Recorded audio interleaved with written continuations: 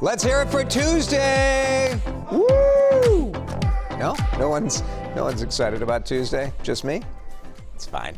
Welcome to CBSN Minnesota Morning Update. I'm a little hyped up because I just ate a French cruller, which is delicious. So much sugar, so much sugar. So let's get ready for the news. Are you guys ready? How about some weather? Boom! Coming at you. Chilly, son. Oh, it's a chilly sun. I thought it meant it's going to be chilly, sun. Kind of a fine day. I feel for Riley all morning. Riley has to do the forecast. And in our morning show, we try to give you the weather like every, 5, 6, 7 minutes. So whenever you tune in, you get a forecast.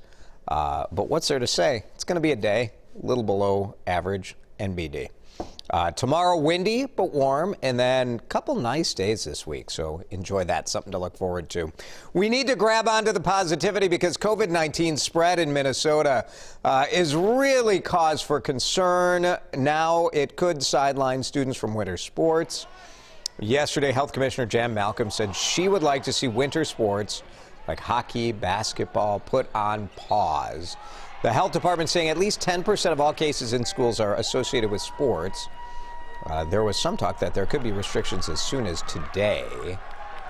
So we wanted to know what you would think. You know, we played sports, we played football, we played soccer in the fall.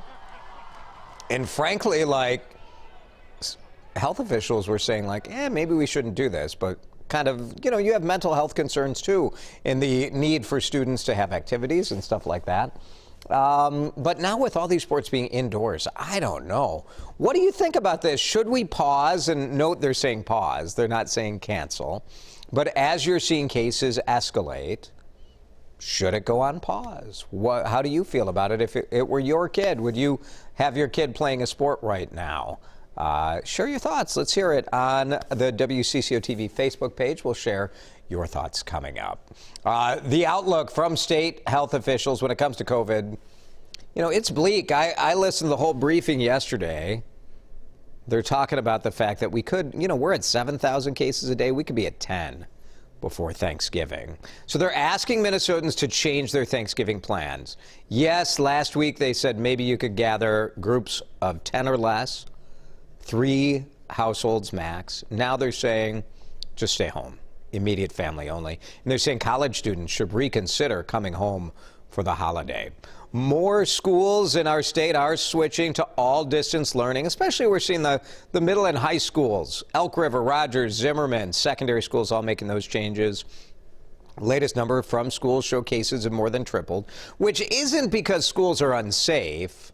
It's because as there's spread in the community, there's going to be spread in the schools. And if you have teachers who are quarantining, you can't very well have classes. So that is the struggle school districts are facing right now. College students across the country are being awarded full scholarships, all because of a sort of impromptu moment at George Floyd's funeral in Minneapolis. Far beyond North Central University, I am now challenging every university president in the United States of America to establish your own George Floyd Memorial Scholarship Fund. All right, that was a cool moment, right? The president of North Central University, the downtown Minneapolis school that hosted George Floyd's memorial. Since that plea, look at all these universities who've come forward and created George Floyd Memorial Scholarships. Major universities, liberal arts colleges, Ivy League schools. Yesterday, North Central announced their scholarship winner. It's an Iowa native who's going to get full tuition for 4 years. Derek Bergen was chosen for his service and his leadership. In his honor, I want to finish my life, and I want to be proud of it. By the time I'm 80 years old, I want to be like, wow, I lived my life, and I lived to serve others. How about that, Derek? Welcome to the Twin Cities. He plans on becoming a youth pastor and a counselor after he graduates. The Vikings have won 3 straight. They took down the Bears in Chicago last night. We don't want to jinx anything, but the win does put them back in the playoff picture. Vikings are 4-5. Horrible start to the season, but they're kind of clawing their way back in. And here's the situation. Chicago fading. So if we can overtake Chicago, then the only team in the way of the playoffs is Seattle. Seattle's 6-3. So there you go. Vikes have 3 straight home games against bad teams, teams with losing records. Now, bear in mind, we are also a bad team, a team with a losing record. But we've got the Cowboys, the Panthers, and the Jaguars on tap. So lots of football to be played. Makes it a little more fun on Sunday or Monday night or whenever the Vikings play to watch the Vikes knowing that they've got something to play for other than trying to tank for a good draft pick. CEOs of Facebook and Twitter are going to go before Congress today, and I will say Congress asking questions of tech executives is one of my favorite things to watch. It's kind of like me trying to help my parents figure out how to share a video on Facebook. Lots of questions going to come. This is very political, right? You've seen Twitter and Facebook kind of labeling tweets and Facebook updates from the president as being questionable or misleading or lies. I'm sure the Republicans will have questions about that. So we'll see. We'll be watching this today. These guys maybe should get like a hotel in Washington because it seems like the Twitter and Facebook execs are called in front of Congress quite often right now. Hulu is raising the price of its live TV service. We told you this would happen when Netflix raised their prices. I just got my email from Netflix that said my price is going up $1 a month. Hulu says $1, that's child's play. We're raising our prices $10 a month.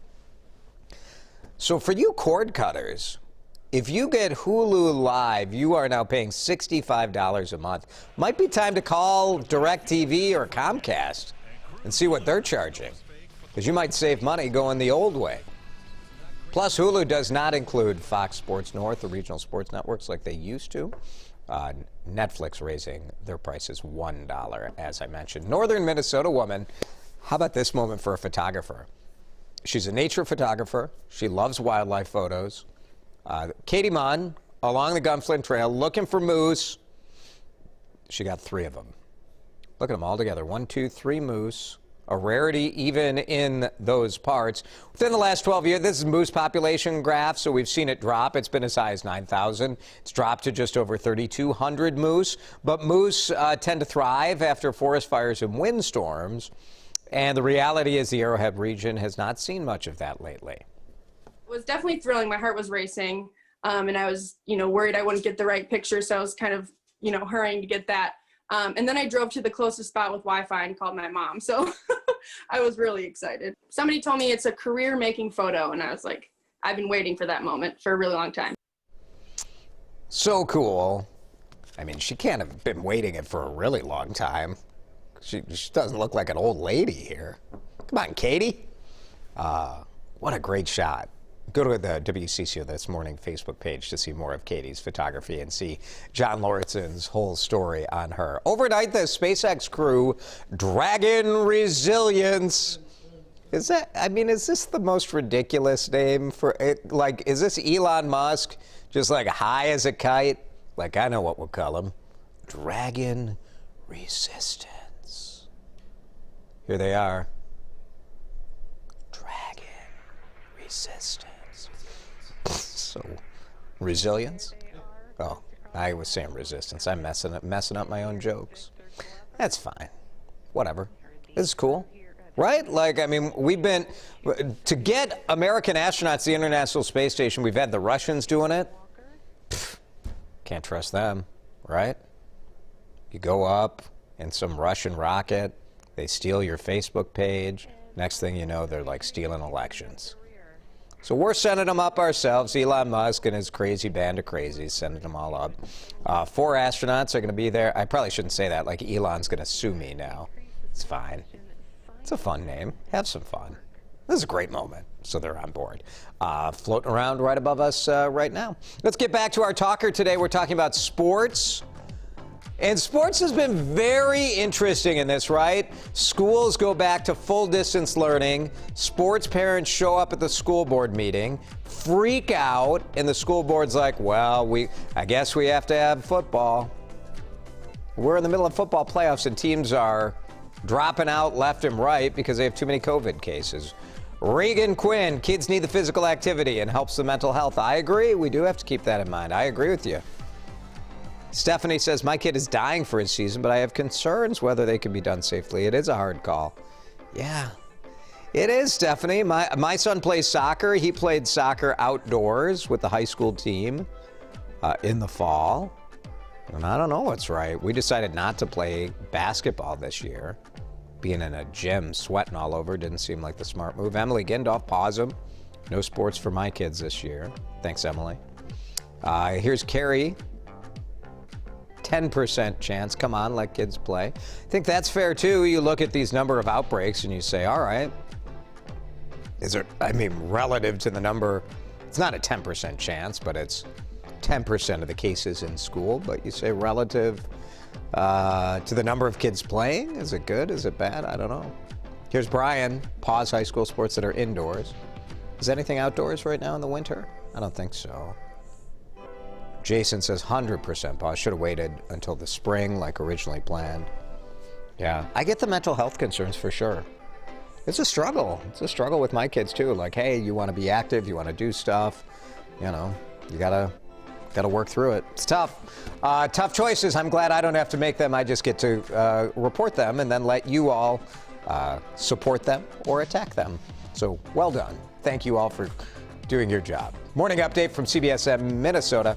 Glad to have you with us. We appreciate it. Have a great day. We will see you again at this same time, same place tomorrow.